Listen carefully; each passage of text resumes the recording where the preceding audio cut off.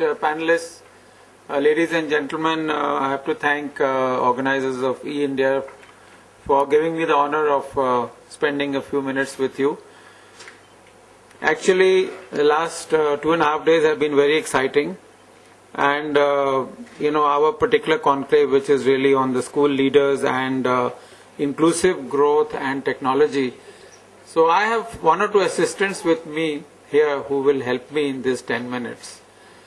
One of them is this little piece of paper which is written right on top, 100% interactive distance education. If you don't have it, please let me know. We have enough copies out here.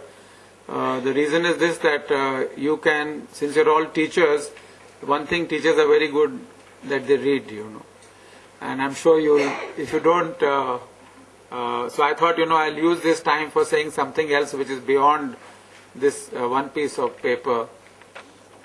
My other assistant is, of course, the internet. We have 31 demos of this technology, which is, you can see them at your own time. Our website is mentioned. But I'd like to mention to you out here, and in fact I want to ask you a question. Since it is a principal's conclave, although I'm not a teacher, I can behave like one at least for these 10 minutes. How many of you know about the Millennium Project? Not the Millennium Development Goals, but the Millennium Project, which is running for 100 years. Can I see some hands?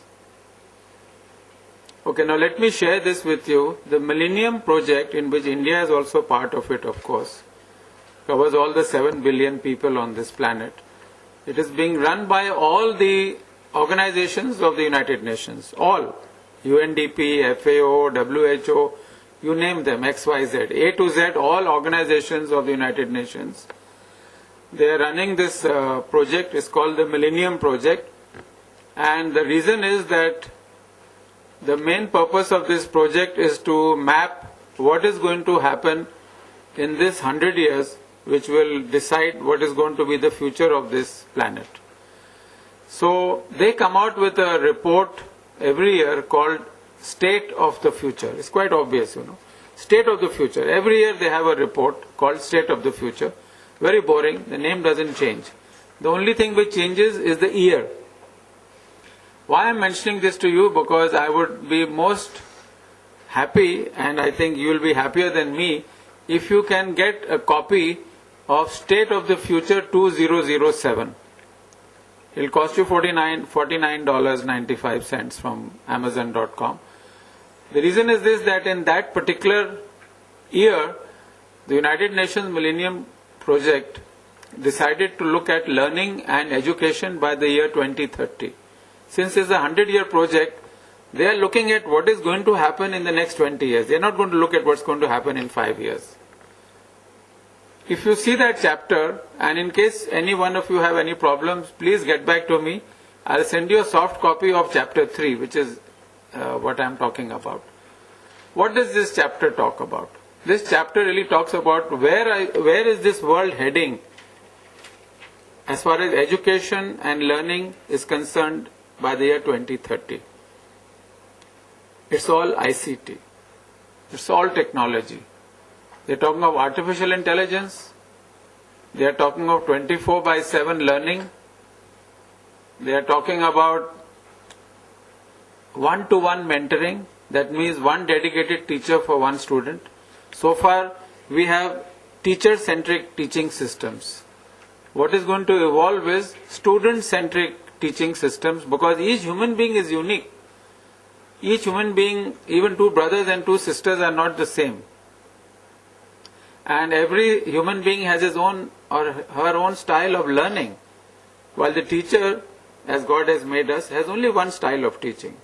Nothing against the teacher, because I am here today, whatever I am, because of my teachers, who probably they had to spend more time on me than my other friends in class, because I was a slow learner.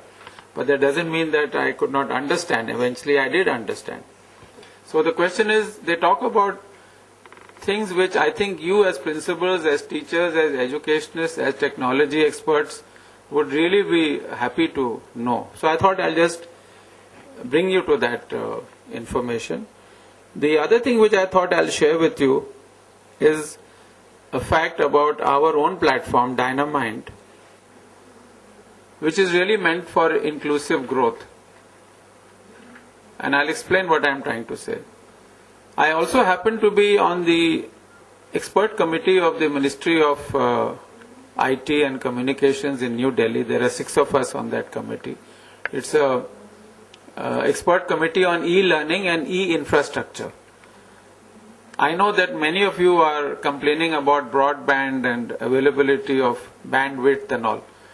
But you will get so much of it in the next 5 years that you will not know what to put on it. I can assure you that about 95% of the country in the next 5 years will be connected by very, very broad pipelines in terms of bandwidth, in terms of accessibility, in terms of availability, and all your bad experiences in the last 10 years will fade away. It's like the telecom revolution, as you know. 20 years ago, to make a call from Bombay to Delhi also we had to book a lightning call because all the lines were busy, and the costs were very high.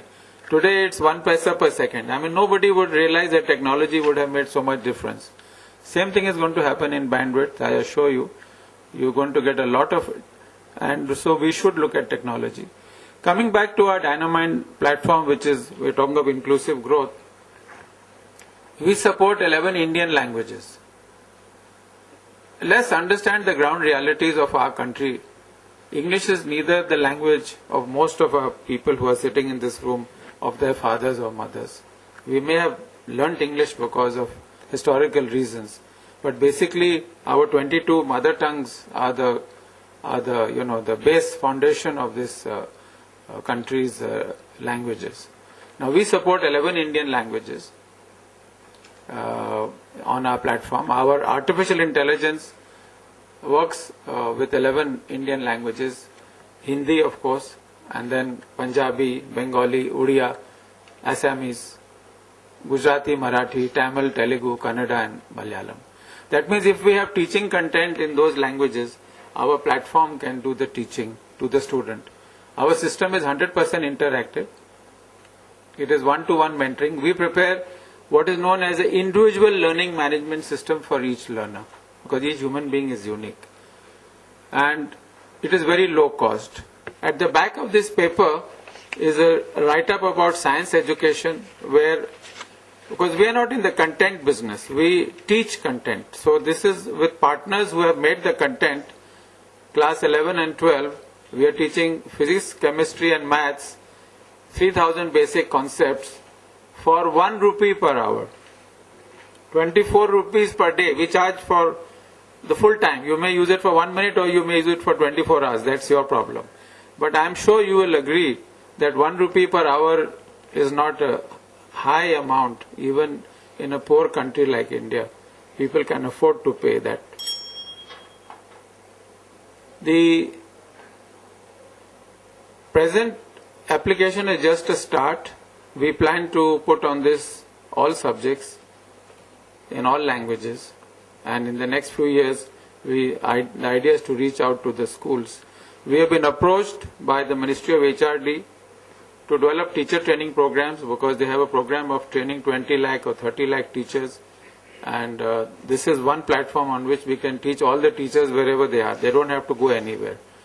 The system has daily exams, daily assessment, daily remedial measures, daily hand-holding and daily feedback. So in case you have any more queries, I'll be happy to answer them.